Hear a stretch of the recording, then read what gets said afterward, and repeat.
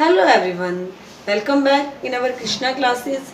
In our last class, we discussed our topic which is processed fiber into wool. Last class में हमने wool fiber के बारे में बात की थी कि किस तरह से फाइबर wool में कन्वर्ट होता है. आज हम बात करते हैं हमारे नेक्स्ट टॉपिक की which is silk. सिल्क क्या है? एक हमारा नेचुरल फाइबर है जो हम जानते हैं कि हमें किससे ऑब्टेन होता है, सिल्क वॉर्म से.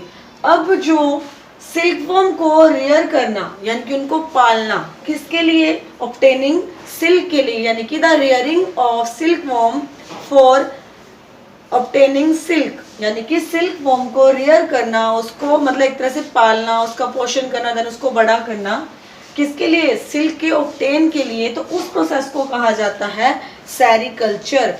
अब हम बात करेंगे इस टॉपिक में कि किस तरह से हमें सिल्क वॉर्म से ऑब्टेन होता है, क्या उसकी लाइफ प्रोसेस रहती है. जिस तरह से हम एक छोटे बच्चे से धीरे धीरे जैसे बड़े होते हैं, चाइल्डहुड स्टेज में जाते हैं, देन फिर हम अडल्टहुड होते हैं, टीनेज होते हैं, उसी तरह से ये जो सिल्क है वो किस तरह से धीरे धीरे बड़ा होता है, क्या इसकी लाइफ प्रोसेस रहती है, उसके बारे में डिस्कस करते हैं. हम बात करते हैं लाइफ हिस्ट्री ऑफ सिल्क की. सिल्क की क्या लाइफ हिस्ट्री रहती है कि किस तरह से वो एक स्टेज से सेकंड स्टेज में जाता है एंड किस तरह से फिर हमें उससे सिल्क ऑब्टेन होता है. सबसे पहले जो ये फीमेल सिल्क मोथ यानी कि एक तरह से जो सिल्क मोथ यानी कि एक तरह से कीड़ा जो फीमेल होता है वो एग्स ले करता है एंड ये एक ही टाइम के अंदर अबाउट 200 से 300 एग्स ले कर देते हैं. देन वो जो एग्स हैं हैच होते हैं लार्वा में. उस लार्वा को जब वो हैच हो जाते हैं एग हमारे, उनको कहा जाता है या तो कैटरपिलर या फिर सिल्क वॉर्म कहा जाता है. जब वो आपका एग्स है वो हैच हो गए हैं, देन वो धीरे धीरे ग्रो होते हैं. एंड स्पेशली एक चीज़ याद रखना, ये जो आपके सिल्क वॉर्म है या कैटरपिलर हैं वो जो मलबेरी लीव्स होती हैं, मलबेरी लीव्स होती हैं उन्हीं पे ही ग्रो करते हैं. यानी कि जब ये जो एग्स ले करते हैं वो मोस्टली किस पे करती है, मलबेरी लीव्स पे एग ले करते हैं.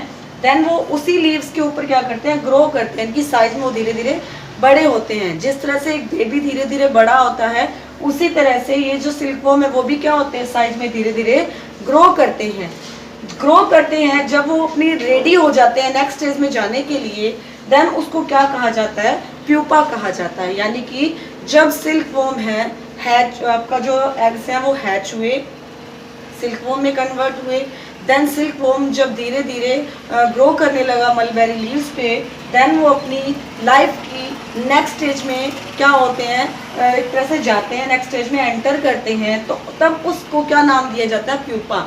जिस तरह से जब बेबी छोटा है कि जब उसका बर्थ होता है हम उसको इन्फेंसी स्टेज कहते हैं.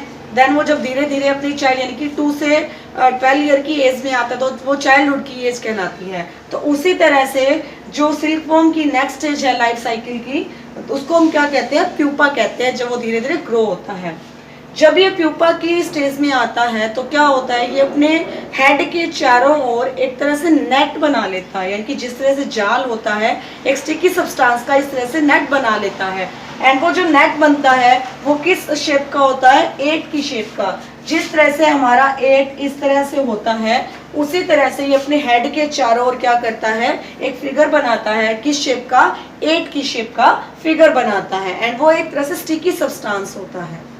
अब जैसे कैटरपिलर या सिल्क वॉर्म आपका कन्वर्ट हुआ प्यूपा के अंदर, देन उसके हेड के चारों ओर एक नेट बन गया. वो किस शेप का था, 8 की शेप का था. अब जो हेड है हमारे जो कैटरपिलर का, ठीक है, जो 8 की शेप का है, वहाँ से एक मैंने आपको पहले भी बताया भी कि जो स्टिकी सब्सटेंस होता है का नेट होता है एक तरह से वो, तो जो कैटरपिलर का हेड है वो सीक्रेट यानी कि एक तरह से रिमूव करता है किस चीज़ को, फाइबर को. वो फाइबर किस चीज़ का बना होता है, प्रोटीन का बना होता है. यानी कि सबसे पहले एग ले हुए, देन आपका जो एग हैच होते हैं, देन आपका लार्वा होता है, उसको हम कहते हैं क्या, कैटरपिलर या आपका सिल्क वॉर्म. देन धीरे धीरे वो जब मलबेरी लीव्स पर ग्रो करता है साइज में, तो जो उसकी नेक्स्ट स्टेज में एंटर करता है तो उस स्टेज को कहा जाता है प्यूपा. देन प्यूपा अपने हेड के चारों ओर क्या करता है, एक 8 की शेप का एक नेट बना लेता है. देन उससे क्या रिलीज होता है, एक फाइबर रिलीज होता है जो किसका बना होता है, प्रोटीन का बना होता है. जब कैटरपिलर क्या करता है, वो जो फाइबर रिलीज हो रहा है उसके सीक्रेट हो रहा है हेड से, वो क्या करता है, जो कैटरपिलर खुद को उस कवर जो आपका फाइबर है उससे कवर कर लेता है, यानी कि caterpillar cover itself by silk fibre, यानी कि उस कैटरपिलर के थ्रू, हेड के थ्रू जो सीक्रेट हो रहा है फाइबर, उसी फाइबर के थ्रू वो खुद को क्या कर लेता है, पूरा कवर कर लेता है। अब ये जो कवरिंग स्टेज होती है, स्किन को खुद को कवर किया है, उसको हम कहते हैं कवरिंग को कोकून। क्या कहा जाता है, कोकून। और इसी कोकून से आपका क्या बनता है, सिल्क बनता है। जब ये कोकून एक तरह से पूरा वीव कर लेता है कोकून को, यानी कोकून जो है वीव कर लेता है पूरा सिल्क फाइबर को, देन वो वापस किसमें कन्वर्ट होता है, प्यूपा के अंदर। देन धीरे धीरे प्यूपा आगे किसमें कन्वर्ट हो जाता है, आपका सिल्क मोथ के अंदर। सब दोबारा एक बार रिपीट करती हूँ, क्या है कि सबसे पहले क्या था कि जो प्यूपा हमारा कन्वर्ट हो चुका है एंड उसके हेड के चारों ओर एक स्ट्रक्चर बन चुकी है 8 शेप की। देन वो कैटरपिलर क्या करता है, अपने हेड से एक स्टिकी सब्सटेंस, एक तरह से फाइबर जिसको कहते हैं हम, वो सीक्रेट करता है, जो किसका बना होता है, प्रोटीन का बना होता है। देन कैटरपिलर क्या करता है, उसी फाइबर से खुद को कवर कर लेता है। ये जो कवरिंग होती है उसको नाम दिया है कोकून, और इसी कोकून से आपका क्या बनता है, सिल्क बनता है। जब ये कोकून अपने आप धीरे धीरे स्पून करता रहता है, एक तरह से सिल्क को वीव करता रहता है, तो इसी कोकून के अंदर क्या होता है, जो हमारा एक तरह से जब ये पूरा स्पून हो गया हमारा फाइबर, तो धीरे धीरे उसी के अंदर क्या होता है, एक तरह से जो हमारा जो प्यूपा है वो टर्न, वापस से टर्न हो जाता है प्यूपा में। तो क्या होता है, फिर वो धीरे धीरे अडल्ट होकर क्या बन जाता है, आपका सिल्क मोथ बन जाता है। कि जब वो कोकून बना तो कोकून के अंदर ये वो प्रोसेस हो रही है कि वो धीरे धीरे क्या हो रहा है, टर्न हो रहा है, किसके अंदर, प्यूपा के अंदर, यानी कि वो धीरे धीरे क्या कर रहा है, ग्रो कर रहा है। जैसे caterpillar cover itself by silk fibre and turns into pupa, जब उसने सिल्क फाइबर से खुद को कवर कर लिया, देन उसका कोकून बन गया, तो उसी कोकून के अंदर क्या होता है, वो जो हमारा कैटरपिलर है वो धीरे धीरे ग्रो करता रहता है एंड लास्ट में आपका वापस से क्या बन जाता है, एक सिल्क मोथ बन जाता है। जिस तरह से जो क्वालिटी होती है आपके ड्रेसेस की, फैब्रिक की, डिफरेंट टाइप का होता है, उसी तरह से जो सिल्क होता है वो भी क्या होता है, डिफरेंट टाइप का होता है। टसर सिल्क, मूगा सिल्क, कोसा सिल्क, ये क्या है, सिल्क के टाइप है कि ये जो सिल्क भी होती है वो डिफरेंट टाइप में हमें मिलती है। एंड ये जो सिल्क हमें ऑब्टेन होती है वो किससे ऑब्टेन होती है, कोकून से। जो कोकून क्या करता है, स्पून करता है, यानी कि उस सिल्क को स्पून करता है, वो भी डिफरेंट टाइप ऑफ मोथ। ये जो डिफरेंट टाइप की सिल्क हमें ऑब्टेन हुई है, ये क्या है, डिफरेंट टाइप के जो मोथ होते हैं उनके जो कोकून से स्पून होती है, ये हमें फिर ऑब्टेन होती है। तो इस तरह से हमने जाना कि जो सिल्क वॉर्म होता है उससे सिल्क हमें कैसे ऑब्टेन होती है, सिल्क वॉर्म की क्या क्या लाइफ की प्रोसेस रहती है।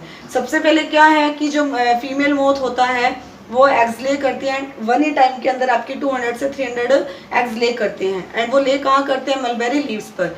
जैसे वो एग हैच होते हैं, देन उसको क्या नाम देते हैं, लार्वा को, आपका कैटरपिलर या फिर सिल्क वॉर्म। वो जैसे जैसे ग्रो करता है मलबेरी लीव्स पर साइज में, देन उसको हम कहते हैं प्यूपा। क्या कहते हैं, प्यूपा। फिर उस प्यूपा के अपने एक तरह से नेचुरल प्रोसेस है, या प्यूपा के हेड के चारों ओर एक तरह से नेट की स्ट्रक्चर बनती है, वो भी 8 की शेप में। देन उसी हेड से क्या होता है, एक सीक्रेट होता है फाइबर, यानी कि जो नेट हमने 8 की फाइबर की बात की है, उसी से क्या होता है, फाइबर आपका सीक्रेट होता है, जो किसका बना होता है, प्रोटीन का बना होता है। अब जो फाइबर सीक्रेट हो रहा है, उसी फाइबर से क्या करता है, जो प्यूपा है वो खुद को क्या कर लेता है, कवर कर लेता है। देन जो कवरिंग होती है उसको कहा जाता है कोकून। क्या कहा जाता है, कोकून कहा जाता है। अब इसी कोकून के अंदर जो कैटरपिलर के हमारा सिल्क वॉर्म है वो क्या कर रहा है, धीरे धीरे ग्रो कर रहा है। साथ साथ तो कोकून क्या कर रहा है, फाइबर को क्या कर रहा है, फाइबर ऑब्टेन, इसी कोकून क्या कर रहा है, स्पून कर रहा है फाइबर को, सिल्क फाइबर को स्पून यानी कि इसको बुन रहा है। उसी के साथ साथ जो कोकून के अंदर क्या होता है, जो हमारा सिल्क वॉर्म होता है वो धीरे धीरे ग्रो कर रहा होता है। एंड जब पूरा एक तरह से हमें कोकून स्पून कर देता है पूरी अच्छी तरह से सिल्क को, देन वो वापस आपका अडल्ट यानी कि एक तरह से उसकी जो वापस प्यूपा में कन्वर्ट होकर देन वो आपका धीरे धीरे ग्रो होने के बाद किस में कन्वर्ट हो जाता है, एक सिल्क मोथ के अंदर कन्वर्ट हो जाता है। तो इसी तरह से ये प्रोसेस रहती है, लाइफ प्रोसेस रहती है, किसकी, सिल्क वॉर्म की रहती है।